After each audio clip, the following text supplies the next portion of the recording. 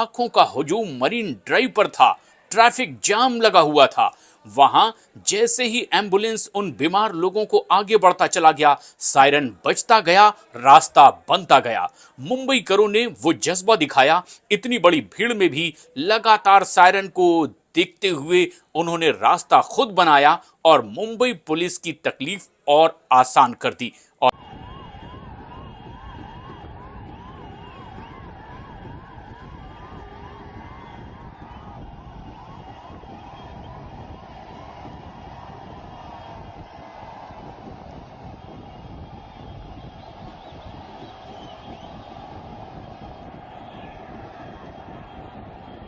और उन 50,000 लोगों में एक एम्बुलेंस वहां पर आती है। उसमें कोई पेशेंट होता है या फिर जो कोई डेड बॉडी भी हो सकती है उसमें, ठीक है। वो जो वहां पर आती है भाई साहब, तो जब वो सायरन बजाती है ना, तो लोग जो है फौरन से लोग जो है सारे काम छोड़ के एम्बुलेंस की तरफ देखते हैं और उसके बाद ऐसे बीच में से जगह को चीर देते हैं। मैं आज से कुछ अर्सा पहले 2 पाकिस्तान टीम के प्लेयर्स से मिला और उसमें एक उस वक्त के वाइस कैप्टन भी थे। आपको मालूम होगा कि इनकी बात कर रहा हूँ, नाम लेना मुनासिब नहीं है। उन्होंने जिस तरह की मेंटालिटी मैंने ऑब्ज़र्व की वहाँ पे, मुझे आइडिया हो गया कि ये टीम तो क्या, इसके बाद आने वाली टीमें भी कोई वर्ल्ड कप नहीं जीत सकती, कोई बड़ा टूर्नामेंट जीत नहीं सकती, बिकॉज मेंटली दे। और वो सायरन बजा रहे हैं, लोगों को पीछे कर रहे हैं, ट्रैफिक जो है वो बंद हो गई है।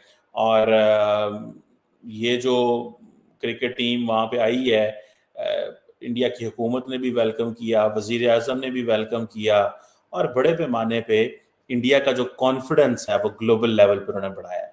जय हिंद दोस्तों, अभी आप लोगों ने देखा होगा कि बहुत अच्छे से मरीन ड्राइव पे सेलिब्रेशन हुआ, टीम इंडिया का कप जीत के आए थे, ठीक है। लेकिन दोस्तों उसी बीच अब एक खबर वायरल हो रही है, यूके मीडिया से ये खबर उठी, यूनाइटेड किंगडम से ये खबर उठी, यूएसए में गया, ऑस्ट्रेलिया में, कि 25-30 लाख की भीड़ थी, उसके बीच से कैसे भारतीय लोगों ने एक एम्बुलेंस को रास्ता दिया। जनरली एशियन देशों में ऐसा नहीं देखा जाता है, लेकिन भारत की जनता अब इतना एजुकेटेड हो चुकी है कि लाखों की भीड़ में, मिलियंस की भीड़ में एक एम्बुलेंस को जगह दे दी गई। मतलब ये काफ़ी बड़ा हाईलाइट है। एम्बुलेंस हो या सब कुछ हो, रोक दिया जाता है जब कोई बड़ा प्लेयर आता है, कोई बड़े हस्ती आ जाते हैं या लाखों की भीड़ होती है। लेकिन इस बार ये नया जेस्चर दिखाया गया और पूरी दुनिया में ये वीडियो वायरल हुआ।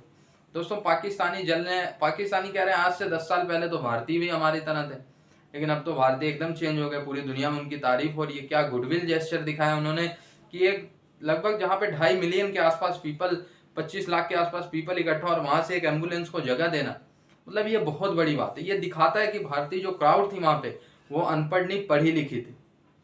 तो पाकिस्तानियों का भारत की तारीफ जब दुनिया में हो रही है, वो वीडियो वायरल हो रही है, पाकिस्तानियों को जलाना। चीर के जो है वो एम्बुलेंस को रास्ता देते हैं कि जाएं, आप यहां से जाएं। यानी कि आप देखें कि आप जितना भी जो है सेलिब्रेट कर रहे हैं, आप सेलिब्रेशन के मूड में हैं, आप जो है जो मर्जी कर लें, ठीक है।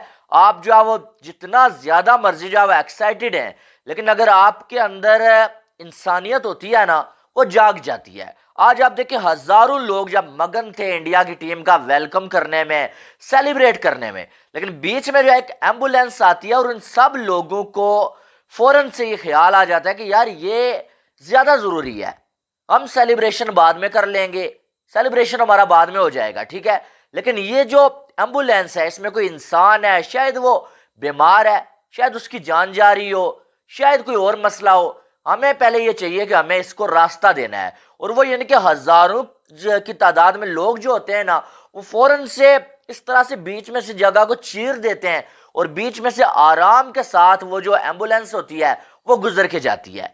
ये जेस्चर मुझे आज के दिन बहुत सारे ऐसे जो मोमेंट्स जो मुझे बहुत प्यारे लगे हैं, ठीक है। लेकिन ये जो जेस्चर जो है वो इंडिया के फैंस की जानब से देखने को मिला है ना, यकीन माने इसने मेरा दिल जीत लिया है। कि जिस तरह से वो वीडियो वायरल हो रही है और उस वीडियो में जिस तरह से फौरन से उनको जब पता चलता है कि यार पीछे एम्बुलेंस खड़ी है, फौरन से वो लोग जो उसका रास्ता साफ करते हैं और उसको वहां से निकालते हैं। बल्कि कुछ लोग उसे रास्ता बता रहे होते हैं कि यहां से गुजरें, यहां से गुजरें।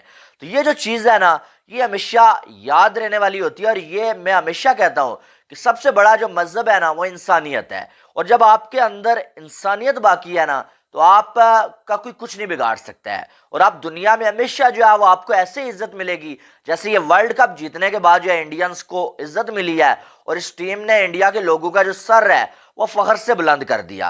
लेकिन ये जो मोमेंट था ना भाई, ये मेरे लिए आज के दिन का सबसे बेहतरीन मोमेंट था, क्योंकि इसमें मुझे इंसानियत दिखाई दी है, इसमें मुझे वो जज्बा दिखाई दिया गया है जो इंसानों के लिए इंसान का होना चाहिए और जो होता है हमेशा हम देखते हैं। एक बात मैं आपको बताऊं कि ये पीएम मोदी का भी ये जेस्चर मुझे बड़ा अच्छा लगा है कि पहले जब इंडिया की टीम 2023 के वर्ल्ड कप में फाइनल आ रही थी ना, तो तब जो है वो प्राइम मिनिस्टर साहब जो है इंडिया की टीम के ड्रेसिंग रूम में आए और वहां पर आके खिलाड़ियों को हौसला दिया कि यार कोई बात नहीं है, आप बहुत अच्छा खेले, आप फाइनल से पहले अनबीटन थे, एक मैच हार गए कोई बात नहीं है, नेक्स्ट फाइनल आप जीतेंगे। और आप देखें कि इस बार जो है कुछ ही मंथ के बाद इंडिया ने वर्ल्ड कप 2024 से जीत लिया और आज फिर प्राइम मिनिस्टर साहब की मुलाकात हुई है और उन्होंने जो खिलाड़ियों को मुबारकबाद दी है। तो ये मुझे ऐसा लगता है बड़ा अच्छा जेस्चर है कि आपका प्राइम मिनिस्टर जब आपकी टीम हार जाती है फिर भी आके हौसला देता है, और जब आपकी टीम जीत जाती है आपको बुला के एक एक खिलाड़ी को जो है गले से लगाते हैं, भाई शाबाश देते हैं। मैंने देखा कि जसप्रीत बुमराह का जो बेटा है उससे इंडिया के प्राइम मिनिस्टर साहब ने अपने जो है वो गोद में उठाया हुआ था। तो ये जो है चीज़ें छोटी छोटी चीज़ें हैं लेकिन ये बड़ी प्यारी लगती हैं, ठीक है। और ये बड़ा जो है आप ये कह सकते हैं कि इन चीज़ों का बड़ा रोल होता है किसी टीम के बनने में, किसी कंट्री के बनने में, किसी कंट्री की जो आप ये कह सकते हैं कि उसको जो ऊपर आने में, इन चीज़ों का बड़ा जो है अहम जो है रोल होता है, जो कि आपके पीएम जो है मोदी साहब ने जो है दिखाए कुछ अरसे में, हमने जो देखे, मुझे कुछ जो है वो देख के जो बड़े अच्छे लगे हैं, ठीक है। Were so all over the place कि मुझे शौक लगा ये सुन के कि जब मैंने पूछा कि वर्ल्ड कप में जा रहे हैं क्या माइंडसेट है आपका, उन्होंने कहा कि आपको पता है हम तो दुआओं से ही जीतते हैं। एक प्लेयर जो अभी वर्ल्ड कप में गया नहीं है उससे पहले वो ये बात कर रहा है कि हम दुआ से जीतते हैं, तो उसका हाल क्या होगा। पहली चीज़ ये कि मेंटली आप ग्राउंड में उतरने से पहले ही हारे हुए हैं, ठीक है। दूसरी चीज़ ये है कि जब मैंने ये पूछा ग्राउंड में उतरने से पहले क्या स्ट्रैटेजी होती है, क्या माइंडसेट होता है, तो जवाब ये मिला कि हम वज़ू करके जाते हैं। हालांकि मैंने कोई मजहबी सवाल नहीं किया, उन्होंने भी कोई गलत जवाब नहीं दिया, लेकिन इससे उनकी इनोसेंस का अंदाज़ा लगाइए कि वो क्रिकेट की क्राफ्ट में और अपनी आइडियोलॉजी में फ़र्क ही नहीं कर पाते। कोई प्रेस कॉन्फ्रेंस उठा के देख लीजिए, कोई सेंचुरी भी कर दी हो किसी प्लेयर ने, 5 आउट कर दिए, उसे एक्सप्लेन नहीं करना आता कि मेरा प्लान क्या था ग्राउंड में। वो ये IQ होता है। तो पहले मैंने ये ऑब्ज़र्व किया कि they were so horrible when it comes to speaking their minds in any language possible. थी ही नहीं। कोई कह रहा है मैं तमिल फिल्में देखता हूँ, कोई कह रहा है मैं दुआ से जीतता हूँ। तो मैंने कहा कि यार ये आप कैसे एक्सपेक्ट कर सकते हैं कि कल को सामने मिचेल स्टार्क भाग के आ रहा है या बुमराह भाग के आ रहा है और आप डरे ना हो और आपको कुछ मसला ना हो। उसकी वजह है कि जब आप इतने मेंटली डोमिनेटेड हैं पहले ही, कि जाने से पहले आप कह रहे हैं कि दुआ से जीतते हैं, तो हशर क्या होगा आपका। तो मैं ये है कि आप जितने भी मजहबी हों इससे कोई फ़र्क नहीं पड़ता। आप अपने काम में अगर उसके एतबार से मिक्सेशन शुरू कर दें तो फिर आप काम नहीं कर सकते। और ये रिलीजन ने भी नहीं कहा आपको।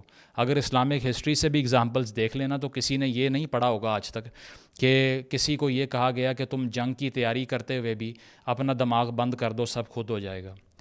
स्ट्रैटेजी तो स्टेट क्राफ्ट में भी थी उस टाइम, हज़ार और चीज़ों में भी थी। यहाँ पे स्ट्रैटेजी ही ख़त्म हो चुकी है, सिर्फ आइडियोलॉजी है। इनकी दूसरी या तीसरी जॉब है क्रिकेट खेलना। पहली दूसरी जॉब तो वही है कि ज़्यादा से ज़्यादा लोगों को ये ढूंढ के हमने ये एक्सप्लेन करना है कि हम जो बिलीव करते हैं वो आपसे बेहतर है। देखा है ना अहमद शहजाद की आपने, वो बाहर निकलते हुए एक वॉक जिसमें दिलशान साथ चल रहा है, उसे कह रहा है कि तुम दोज़ख में जाओगे अगर तुम उस पर नहीं मानोगे जिस पे मैं मानता हूँ।